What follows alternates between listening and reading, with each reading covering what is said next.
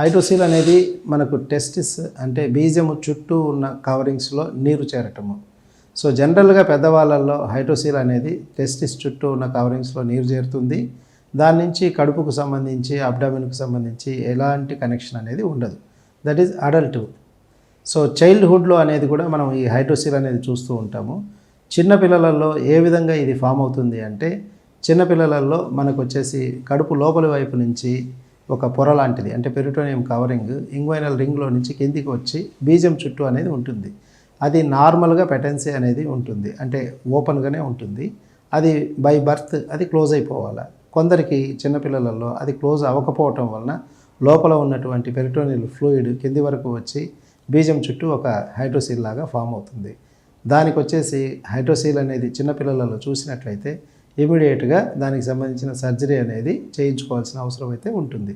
ఎందుకంటే కడుపులో నుంచి లోపల నుంచి బయటకు వచ్చిన దాన్ని కంజెంటల్ హైడ్రోసీల్ను కంజెంటల్ హెర్నియా అని కూడా అంటాం మనము. సో ఆ హెర్నియాకి సంబంధించిన రిపేర్ చేయించుకోవాల్సిన అవసరం అయితే ఉంటుంది. ఆ పెరిటోనియల్ శాక్ను క్లోజ్ చేయడం అనేది జరగవలను.